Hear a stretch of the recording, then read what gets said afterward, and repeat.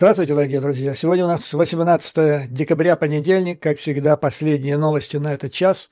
Сегодня с утра сенаторы вернулись к работе и ожидают дальнейших распоряжений. Если ничего не случится чрезвычайного, если Чак Шумер так посчитает необходимым, то вполне возможно, что завтра они разъедутся по своим округам и будут там находиться до 8 января. Дело в том, что с утра центральные средства массовой информации сообщили, что вряд ли голосование в Сенате по законопроекту о помощи Украине состоится на этой неделе.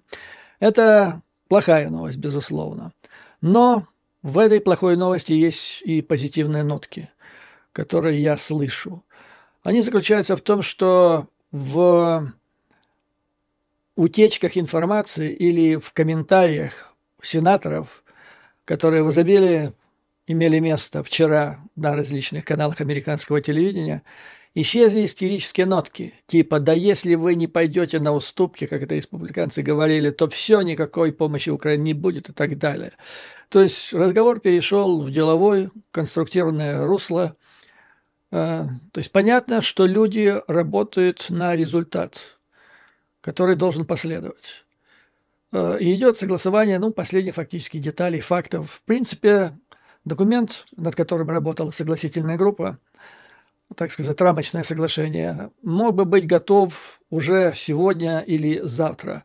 Но времени все равно остается крайне мало до конца этой недели для того, чтобы его проголосовать не в спешке, как на этом настаивают некоторые, сенаторы, в частности Линдси Грэм, сделать так, чтобы машина Сената не была застопорена и в спешке не натворить каких-то ошибок. Вопросы, которые обсуждаются, они щепетильны для обеих партий. И в обеих партиях есть два крыла, которые к этому компромиссу относятся по-разному. И поэтому нужно, чтобы последний продукт, который выйдет из недр этой согласительной группы, чтобы за него проголосовало большинство, в конце-то концов, это главная цель. И чтобы соблюсти свои интересы ввиду приближающихся выборов следующего года. Но прежде чем я дальше пойду по деталям того, что происходит, а происходит чрезвычайно интересные события, то есть Украину не должны оставить даже на это промежуточное время до того, как будет принят закон. Я хотел бы обратиться со словами благодарности к вам, дорогие зрители, за то, что откликнулись на мой призыв, на мою просьбу и поставили свои подписи под петицией, электронной петицией, которая на сайте находится правительства Украины. Речь идет о том, чтобы гражданская власть не вмешивалась в дела вооруженных сил. И я вам скажу, что результаты впечатляющие. Благодаря вам, дорогие друзья, прежде всего граждан Украины. Когда я обратился к вам вчера с этим призывом, под этой петицией стояло 4343 подписи. Легко было запомнить. Именно столько подписей было на вчерашний день собрано, начиная с 4 декабря, то есть за 2 недели практически. И вот теперь, благодаря вам, дорогие друзья, за фактически один день или одни сутки под этой петицией сейчас стоит 21 890 подписей. Спасибо вам, дорогие друзья. Но призываю вас убедительно не останавливаться на достигнутом и довести минимум до 25 тысяч, а по большому счету, чем больше, тем лучше. Это чрезвычайно важно. И не только потому, что будет принят закон или не будет принят. Некоторые, всегда есть скептики в любом обществе. То есть позиция такая: не надо ничего делать, потому что ничего не будет. Если так ничего не делать, то под наш лежачий камень вода никогда не подтечет. Надо делать. Тут самое главное, чтобы власть услышала, поняла, что народ не спит, держит ее под контролем. И сейчас, когда решается судьба государства, это особо важно. И вот самым чудесным образом, в подтверждении того, что я вам сейчас говорю, вчера, наверное, вы уже это слышали, прозвучала информация Информация шокирующая, вызывающая глубокую обеспокоенность о том, что в кабинете главкома Залужного нашли подслушивающее устройство.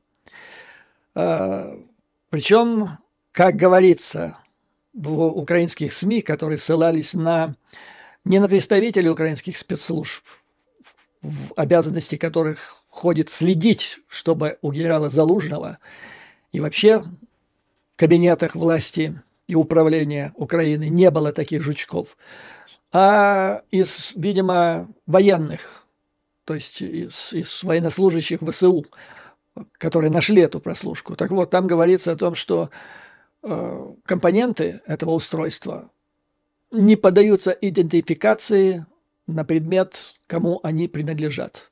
Но я вам скажу так, понимаете, это любое электронное изделие, оно носит на себе определенные следы изготовителя. Это не воздух. И вот если говорится, что невозможно идентифицировать, то я боюсь, что это свидетельствует о том, что вышли на себя, как говорится. То есть в руки попались устройства, которые сами же и установили. Я говорю об этом с более чем 50% уверенностью, потому что уже были прецеденты в этом году, которые свидетельствуют о том, что за главкомом Залужным шпионят спецслужбы Украины. Как это не дико и не печально. Если вы помните, в начале этого года, где-то на стыке зимы, весны, я вам рассказывал о том, как Залужный поехал встречаться с генералом Милли в Польшу, и встреча была сорвана, потому что американцы зафиксировали слежку, которая на спине, так сказать, генерала Залужного приехала для того, чтобы следить за ним и за генералом Милли. О чем они там будут говорить? Ну и приехала команда, насколько я понимаю, из ГУР и СБУ, и американцы, значит, возмутились, и встреча была сорвана. Украинским спецслужбам это стало известно, но никаких наказаний не последовало. Из чего мы можем сделать вывод, что это мероприятие не было результатом действий какого-то свихнувшегося там отдельного полковника или генерала спецслужб, а это была официальная, так сказать, секретная, конечно, но санкционированная высшим руководством акция, только высшим руководством. Я не имею в виду Зеленского в данном случае, а вот чуть-чуть повыше. Потому что иначе собрать под таким заданием группу и СБУ, и ГУР практически было бы невозможно. Ну и вот теперь это продолжение. В этой связи тот вопрос, который поставлен в петиции о категорическом запрещении гражданской власти вмешиваться в дела ВСУ, хорошо бы туда еще включить и прекратить подрывные действия против главкома Залужного.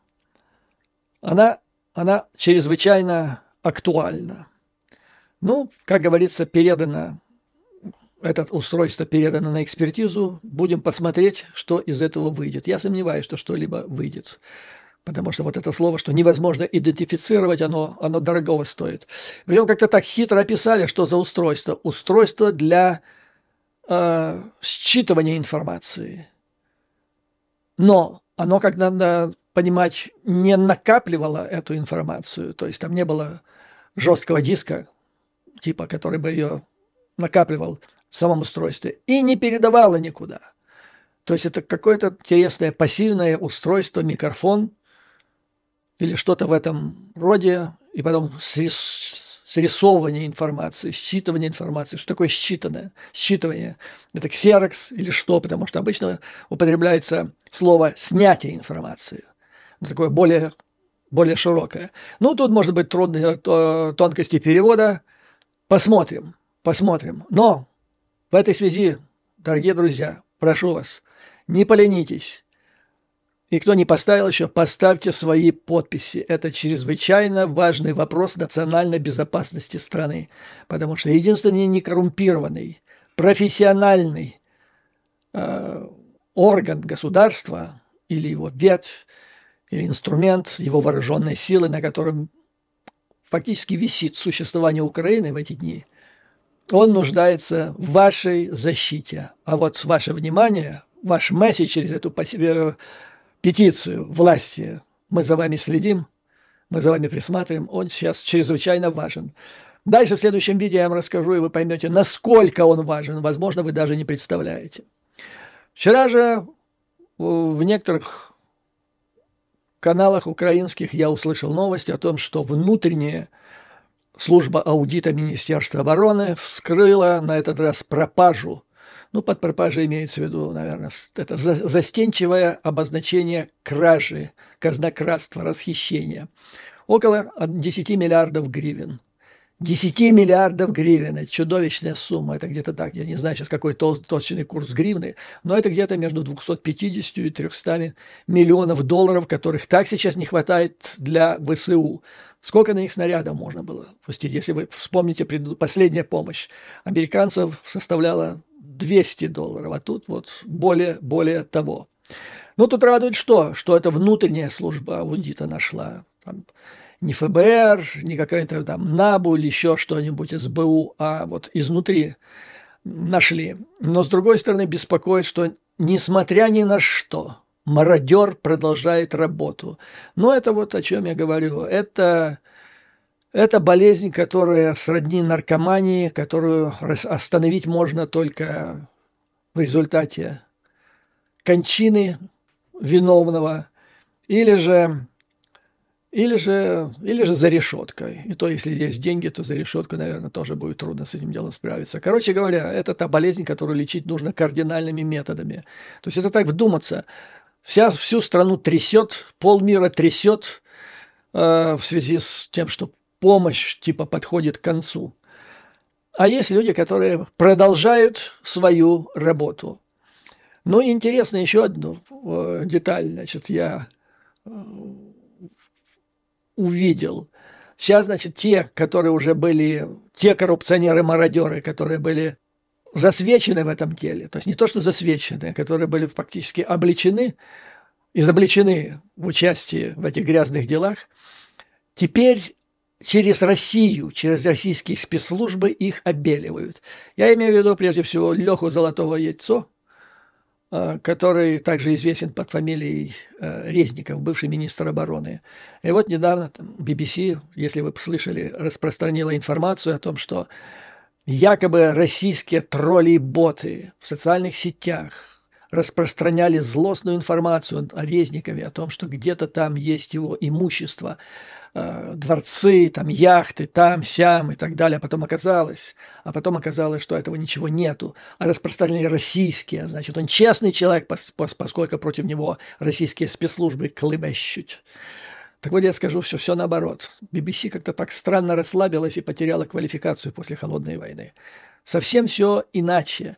Это российские спецслужбы выдумали вот эти все якобы факты, несуществующие, о якобы этих всех, об этом всем имуществе бывшего министра обороны, которого, естественно, которого нет, и теперь, значит, поскольку его нет, говорят, вот видите, пытаются его скомпрометировать враги, значит, он наш свой. Да нифига подобного. Это вот как раз для этого и сделано. Фактически ему создали алиби. То есть раз российские критикуют, значит он антироссийский. Но я должен сказать, что это так, знающих людей вряд ли это проведешь, потому что господин Резников начинал свою карьеру в одной, я вам рассказывал, по-моему, об этом, в юридической фирме российской Егоров, Пужинский и Афанасьев. Егоров – это однокашник Путина по юридическому факультету Петербургского университета. И когда Путин стал президентом, это стала номер один компания Кремля и номер один компания российских спецслужб, которая занималась важнейшими делами российских спецслужб, включая убийство Яндарбиева, расследование Яндарбиева помните, на Ближнем Востоке. Сам Путин участвовал в том, чтобы загладить это дело. А потом дело бывшего сотрудника ЦРУ и АНБ Сноудена, который сбежал в Москву, тоже вела это дело. Ну вот, то есть откуда из горнил именно этой организации вышел господин Резников, проверенный, надежный, и был назначен главным кадровиком Украины Ермаком на ответственнейшую должность. И сейчас Российская Федерация заботится о том, чтобы создать ему алиби. Нужно сказать, что мимо, наконец-то, эти все фокусы не проходят мимо американских политиков. И в последнее время, прежде всего, республиканцев. Хоть они, если они, вот я скажу так, если они все-таки подпишутся под этой помощью и прицепят к ней все те условия, я не говорю сейчас о границе, сейчас я расскажу, о каких условиях, что касается контроля за расходованием американской помощи в Украине, им нужно будет памятник поставить. Так вот, спикер Джонсон, значит, ставит одним из условий согласия поставить на голосование и проголосовать, то есть провести через Палату представителей законопроект о помощи Украине, необходимостью создать офис генерального инспектора по Украине. В чем здесь примечательность? А в том, что до недавнего времени вообще не было генерального инспектора по Украине. Потом назначили не так давно того же генерального инспектора, который до этого присматривал за Афганистаном. Была у них организация такая, «Сигар» называлась. И вот он сидел самым главным, Сторк. Ну, а теперь республиканцы говорят, что проблема с воровством, казнократством в руководстве Украины настолько зашла далеко, что один генеральный инспектор не справится. И ставят задачу открыть целый офис, который будет, значит, там будут большое количество людей, все они будут сидеть в Киеве, и американцы потребуют доступа к секретной информации о том, куда идет в Украине эта помощь. Тут важно что? Несколько моментов. Первый.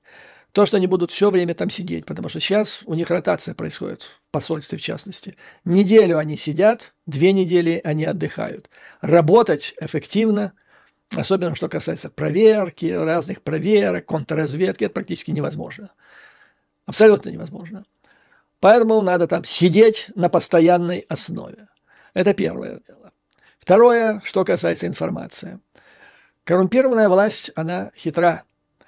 И она до сих пор применяла такой трюк. То есть американцы дают помощь, то ли военную, то ли финансовую помощь. Причем они это объявляют чуть ли не максимум, сколько и что поставляется в Украину. А принимающая сторона, то есть чиновник, особенно это касается денег, они засекречивают дальнейшее движение этих денег. И когда американцы обращаются, покажите, куда вы... Это все, вот эти 100 миллионов, этот миллиард, куда вы это все дели? А у нас это засекречено, это национальное, значит, сейчас секретность мы снять не можем, но ничем помочь им. Вот так вот просто Ваньку валяют и все. Вот поэтому сейчас американцы говорят, рассекретить. Хотите бабки, показывайте до конца, куда вы их дели. И это не то, что им пришло, так сказать, в голову. Вот только сейчас. Прецедент уже был. Прецедент был в 2002 году, когда, если вы помните, разгорелся скандал о том, что президент Кучма дал согласие на поставку кольчуги, это система, часть системы противовоздушной обороны, причем весьма эффективная, в то время она была одна из лучших в мире, считалась, ее поставку в Ирак. И это все должно было произойти в обход эмбарго Организации Объединенных Наций. Скандал был колоссальный, до сих пор невиданных масштабов, вплоть до того, что на какой-то совместной конференции, я не помню точно на какой, где присутствовали главы государств значительного количества стран, чуть ли не 20, где-то так. И там, если бы по английскому алфавиту выставлять таблички или флаги, кто за кем сидит, там американский президент должен был сидеть рядом с Кучмой. Так вот, они поменяли на французский, чтобы рядом не сидеть. Короче говоря, Украина попала в изоляцию и чуть не стала изгоем. И тогда нашлись умные люди, которые предложили собрать совместную комиссию, британскую, американскую, украинскую, и выложить им на стол все документы, относящиеся вот к этой кольчуге. Пришлось многое рассекретить. Вопрос был снят. И вот сейчас, для того, чтобы обеспечить бесперебойные поставки, значит, американской помощи и оружия, предлагается сделать то же самое. Я усматриваю в этом один из признаков того, что американцы действительно собираются оказывать помощь на долговременной основе. Иначе зачем бы это все было нужно? Создавать специальный офис, требовать там раскрытия секретной информации и так далее. Ну, сказали бы это. Мы не согласны с позицией Белого дома по границе, и на этом бы закончилось. А так, это обнадеживающе. То есть они думают о перспективе, и это хорошо. Вообще, нужно сказать, что вот сейчас вопрос о том, будет помощь, не будет, это один из острейших вопросов, ну, прежде всего, для двух стран. Больше всех. Это Украина и потом Россия. Я не знаю, как украинское посольство, а вот российская резидентура сейчас – это вообще вопрос номер один. И по опыту работы в свое время я представляю, как это сейчас делается. Ну, так, на практике, не наводя там тумана. Сейчас шпионы и разведчики бегают по кулуарам власти, Конгрессе, там, кто имеет доступ в Пентагон, Госдепартамент, другие ведомства, и выясняет, какие настроения, какие шансы, будет он принят или не будет. Для Путина тоже важнейший вопрос, потому что если не будет, это один вариант, можно открывать шампанское, а если будет, то может прийти, может быть туго. Так вот, значит, вот нечто подобное я сделал, не отходя, так сказать, от монитора. Сейчас, слава богу, не надо ходить. Я прошелся по высказываниям, по твитам, по высказываниям видных представителей различных фракций Конгресса и посмотрел, что они думают, и составил, так сказать, вот общую картину, какая расстановка сил сейчас в Конгрессе в отношении этого законопроекта. И вот что у нас получилось. Конгресс разделен сейчас, как вы знаете, на две партии – республиканцы и демократы. В свою очередь, каждая из фракций, каждая, или они называют это конференцией, каждой партии тоже разделена на два лагеря. И так получилось, что костяк обеих партий, особенно если его объединить, он, в принципе, за помощь Украине, за этот законопроект. Но теперь смотрите, значит, что происходит по каждой фракции в отдельности. Умеренные демократы говорят, что поддерживают законопроект о помощи Украине. И пусть это включает меру по охране границ. Но есть предел, до которого они могут дойти. То есть они все-таки говорят, что, ребята, есть гуманитарное соображение, есть люди или могут появиться люди, которым действительно надо спасать от жизни, от смерти. Поэтому нужно составить закон так, чтобы не закрыть им дорогу. То есть все надо делать с умом. Но в принципе они считают, что если включить в законопроект об Украине более жесткие меры по границе, это даже будет лучше для демократов во время избирательной кампании следующего года, потому что вопрос о границе волнует сейчас где-то примерно больше всего, номер один. Вопрос для 77% избирателей. То есть тут демократы убьют двух зайцев.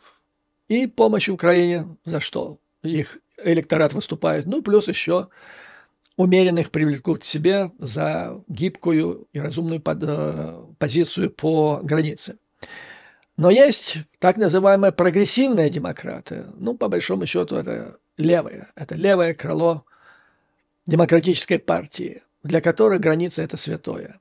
Америка – это страна эмиграции, мы сострадательные люди, мы жалеем всех сирых, убогих, угнетенных, поэтому никаких компромиссов по границе с республиканцами, а это убивает и помощь Украине. Что касается республиканцев. Республиканцев тоже два лагеря. В первом лагере это так самое кондовое, самое отмороженное. Это даже не просто трамписты, это супер-трамписты. Но вот одна из них, вернее, две из них, хочу вам привести, чтобы вы поняли уровень интеллекта. Это Тейлор Грин, это которая штангой занимается, я вам рассказывал. А вторая – это Лорен Боберт. Так вот, между ними сейчас идет... Они ярые, самые ярые были такие трампистки и самые большие ненавистники Украины и этого законопроекта. Между ними сейчас идет смертельная борьба. Одна другую как-то называла путаной. Та ответила тем же словом, типа сама путана, но слово подобрала более хлесткое, более нецензурное. Та ответила еще более хлестким определением путаны. И вот сейчас между ними идет вот эта перепалка, кто из них путанистей. И вот эти люди сейчас решают вопрос о помощи Украине, границ там и так далее.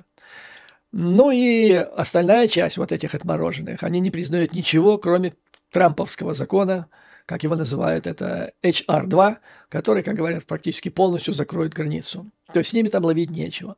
Но есть, опять-таки, умеренные, куда входит, кстати, тот же Линдси Грэм, хотя он проходимец, просто я его вчера смотрел по телевизору, что он говорит, его разорвать хотел. Потому что он так начинает, у него прямо спрашивают, ответьте наконец-то, вот Украина, вы же клялись после возвращения из Киева, вы рассказывали, как мы надо помогать, потому что если мы не будем помогать, то Путин там потом НАТО, в Европу, крах нашей политики в отношении Тайваня. Вы подтверждаете вашу позицию? Подтверждаю. Ну, так что... Но у нас есть граница, которая более важна, понимаете. То есть, да, люблю Украину, готов дать деньги, но без границы никуда, ни на шаг. И самое интересное, что если бы это была стабильная такая позиция, но где он был с этой границей 2 месяца назад? Да никто не упоминал о ней как о неотъемлемом условии решения вопроса по Украине. Вообще разговора не было. А сейчас вот оказалось, что резко они все не могут жить без границы. Ну, хорошо, бог с ним. Но вот эти умеренные республиканцы, к которым относятся и председатели комитетов палаты по делам вооруженных сил и иностранным делам, это очень важные люди. И они были разумны, они были в Киеве неоднократно, но сейчас они все закрыли рты, потому что боятся проколоться перед трампистами, перед Трампом. Им надо, чтобы к закону по Украине прицепили законопроект по поводу границ, поскольку таким образом, когда на них начнут наезжать, их же соплеменники, трамписты, мол, что ж вы сделали, они будут говорить, да мы не за Украину голосовали, мы голосовали за границы. Таким образом, если все это суммировать и посмотреть, что об этом говорят, в этом раскладе сил американские инсайдеры, аналитики, получается такая картина. Прогрессисты, демократы и консерваторы, так называемые, то есть трамписты, не будут поддерживать предложение по Украине, что бы туда ни вставили вы, по большому счету. Но умеренные в обеих палатах, их больше, и они за. И вот вывод. Такой сценарий обычно приводит к принятию законопроекта на подавляющей двухпартийной основе. Вот, собственно говоря, полностью картина, которую мы имеем на настоящий момент. Поэтому я жду с волнением, с нетерпением. Волнение изрядное, в общем, градус высок. Но все расчеты показывают, и вот то, что доносится оттуда из закрытых дверей, а надо сказать, что в последнее время вот эти переговорщики, они вообще ничего не говорят, вот последние несколько дней, то есть тишина полная. Но судя по выражению их лица, и взгляд у них такой обнадеживающий, они смотрят в будущее. То есть все это дает основание предполагать, что все будет хорошо. Но нужно ждать до января месяца. Это плохо. Но я знаю, я слышу о недостатке снарядов на различных участках фронта в Украине, и об этом слышат и знают те, кому надо, и в Вашингтоне, и прежде всего в Вашингтоне и в Великобритании. Поэтому, из Пентагона недавно опять, буквально на днях, это было в пятницу, если не ошибаюсь, поступило заявление. Это опять-таки был послан недвусмысленный сигнал, чуть ли не ультиматум конгрессменам.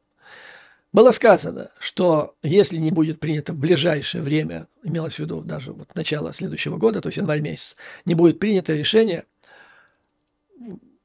и принят этот законопроект, то Пентагону придется принимать решение о помощи союзникам, имеется в виду прежде всего Украине, с возможным ущербом для нашей собственной безопасности, то есть безопасности Соединенных Штатов Америки. Я еще раз повторю, придется применять, то есть совсем упрощу, чтобы понятно было. Пентагон говорит, что если ему не дадут эти деньги, он будет оказывать помощь Украине, даже если это будет сопровождено с каким-то ущербом для нацбезопасности США. Что имеется в виду? Сейчас в распоряжении Пентагона осталось, вернее, до того, как были выделены последние 200 миллионов, оставалось 4,8 миллиарда. Это те средства, на которые, в принципе, можно поставить вооружение Украине. Но правило такое.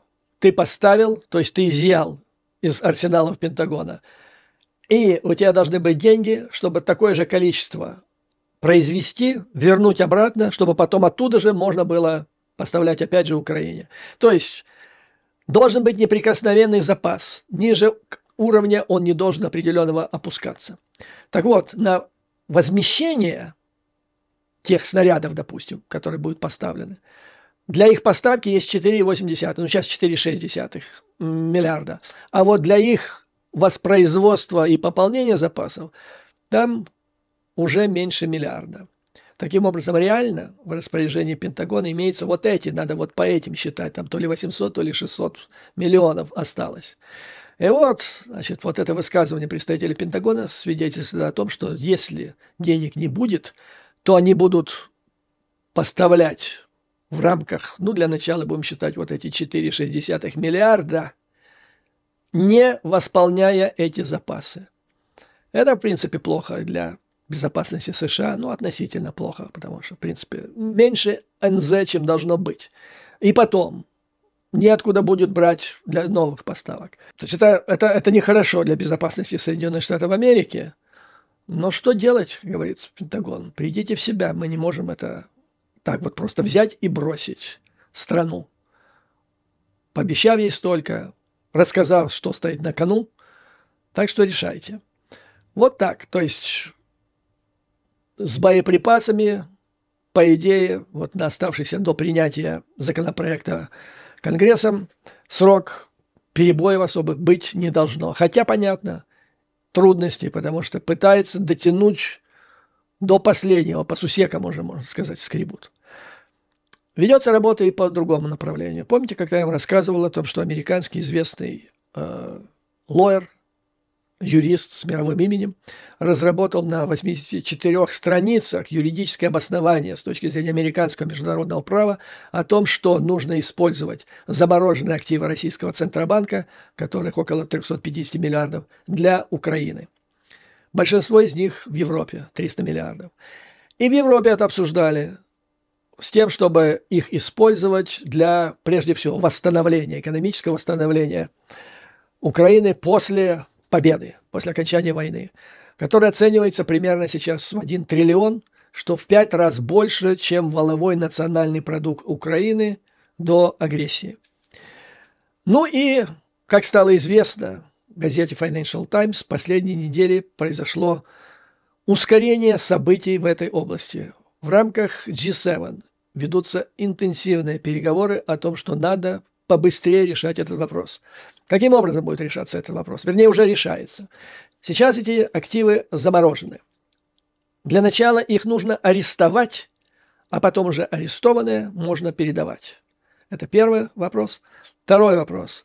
Сейчас уже не говорят, что мы будем только для восстановления, как изначально предполагалось. Сейчас, хотя об этом ярко так не говорят, совершенно откровенно, но подразумевается, что сейчас это прежде всего будет для финансирования помощи оружием.